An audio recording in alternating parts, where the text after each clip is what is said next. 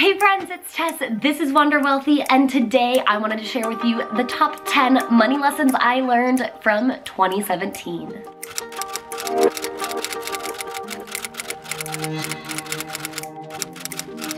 If you're new to my channel, make sure you hit the subscribe button plus the little bell so you can be notified when I upload new videos, which I do on a weekly basis, all about money, travel, and personal growth.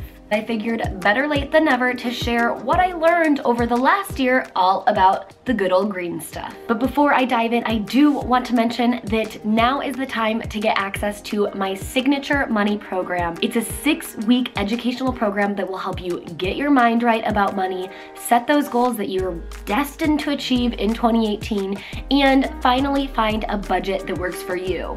If debt is your problem, I have a debt module that'll help you prioritize and pay off your debt once and for all. You can learn all about short-term savings, medium-term investing, and long-term savings and investing, and so much more. I'm offering 3 different tiers of the program with different access to me as an accountability and one-on-one personal finance coach. Of course, the one that will get you some of the best results for the best dollar value is the accountability tier. You get access to me within a private community, and you get some one-on-one coaching time so I can help you with whatever it is that you are really struggling with when it comes to your money. So go to wonderwealthy.com/TMP, that stands for the money program, obviously, and you can check out the webpage there that I put together that has all of the details about the program for you there. Check out the 3 different packages and see which one you would like to get in on for our relaunch of the program starting January 22nd of 2018, which here we are. Now that you know about the new relaunch of the money program, we can dive in to the 10 money lessons I learned in 2017. Money lesson number 1 is that the less money you can live on happily and comfortably, the faster you'll be able to retire. Now, I don't want to explain every single one because there are 10 lessons that I learned, but this one I feel like needs a little bit of an explanation. As you have all been following along, I am definitely on this journey to a more minimalist life, and I'm just enjoying more of the simple things that we have instead of feeling the need to buy things that I might want but don't necessarily need. This has opened me up to the idea of early retirement and financial independence, and a lot of the people out there who are retired in their 30s live on considerably less money than the rest of us. Reason being is that, first of all, when you are retired, you don't have to spend so much money because you're not commuting to work, you don't have to worry about clothes as much, you don't have to be buying all your food because you probably have time to make food at home. There's just so many reasons why working is actually expensive. But in addition to that, they just live simpler lives. They're happy with the clothes that they already have. They're happier with the stuff that they already have, and they're more open to experiences instead of things. This got me thinking that a lot of the ways that I'm living is definitely more pricey than it really needs to be. And if I can live comfortably and happily on a lot less, the more money I can save, and thus the faster I can retire. As long as I continue to plan on living on a relatively low amount of money every year, I can live happily and retired for more years I'm alive than the number of years I've had to work. Money lesson number 2 is actually something that happened rather recently because it was around the holidays. And it was this idea that if I can spend $400 on a gift for someone one year and then $40 on a gift for that same person the next, then it probably means that I have a pretty good relationship with money and a pretty good relationship with that person. Just a thought. Money lesson number 3 is something I've learned from helping others in my money program. It's the idea of saving money, and everyone wants all these tips and tricks to save more money, whether it's cutting down on expenses or making more money or just figuring out tricks to save. And the reality is, saving money isn't about how much money you can cut out of the expenses or the amount of money you're spending on other things. So slashing that cable bill isn't going to actually help you save more money. Either is making more money, because at the end of the day, saving money, the amount of money you're able to save, means the amount of money you're able to literally take from your bank account, the checking account that you get your money in, and putting it away in a savings account, whether it's literally a savings account in the bank, or maybe it's an investment account or your retirement account or even your home. That is the actual physical action of saving money. And even if you cut out cable and save $100 a month, well, if you don't actively take that $100 a month and shift it to a savings account or to an investment account, then you're not actually saving it, then you're just finding other ways to spend it. Money lesson number 4 is one of my favorites, and it's about money and relationship. You see, it's so much easier to hit the nail on the head from the get-go and start talking about money when you get into a relationship. And there's gray area here. There's some instances where it's appropriate and some where it's not. Some topics to talk about that are more appropriate and some that aren't.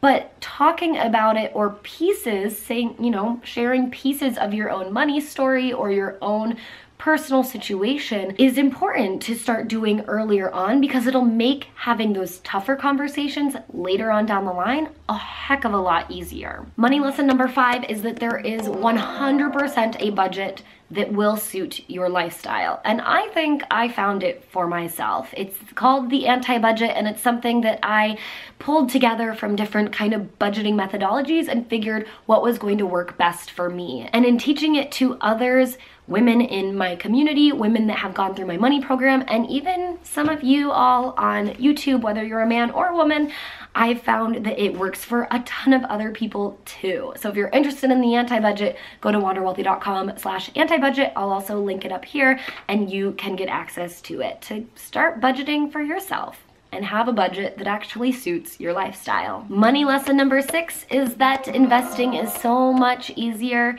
than those experts and financial pundits make it sound like it is. It's true, you can be an investor with just $5 or $100 or $1,000, any amount of money. If you want to start investing and if it's the right time for you, you can be an investor. And you don't have to do a bunch of research on what companies are going to be good.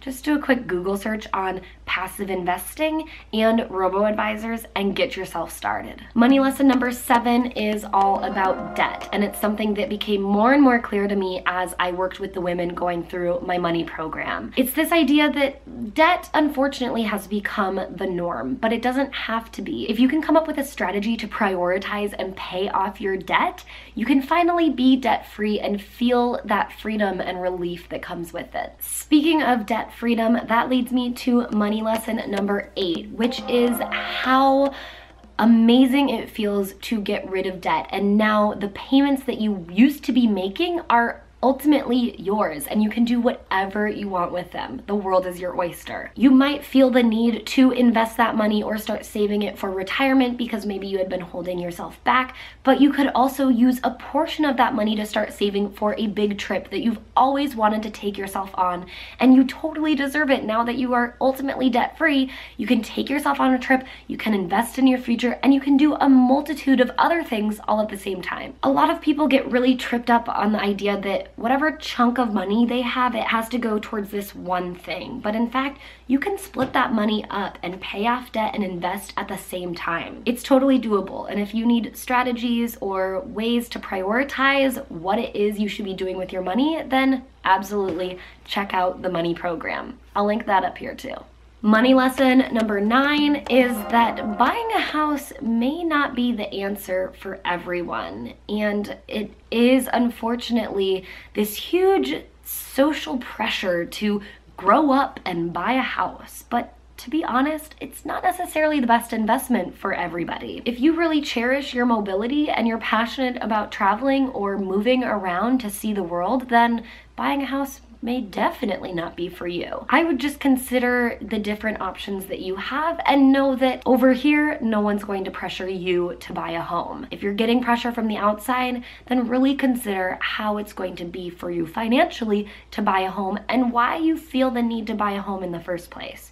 For some people, it's absolutely the right thing, but for a lot of people, it's completely unnecessary. And finally, money lesson number 10 is that if you feel like you're alone in this whole world of financial adulthood, you're absolutely not. No one knows what's going on with their finances all the time. Everyone has questions about their finances, and for the most part, you're probably doing a great job. And if you're thinking, I could probably be doing better, you're also not alone in that. Most people think that too. If you want a community to join to knock around your questions with, then come to the Wealthy Wanderers private Facebook group. Go to wanderwealthy.com/FB and come join our community, because we are a group of women supporting each other on the same journey. And if you're really trying to level up your financial future for the year of 2018 and beyond, then come check out the money program. Go to wanderwealthy.com/TMP, and whatever path or route or journey you choose, you will be doing the right thing of taking that first step towards getting your finances in order. If you liked this video, make sure you give it a thumbs up, and don't forget to subscribe to my channel so you can get new videos on a weekly basis. Until I see you anywhere around the interwebs, I hope you wander wealthy.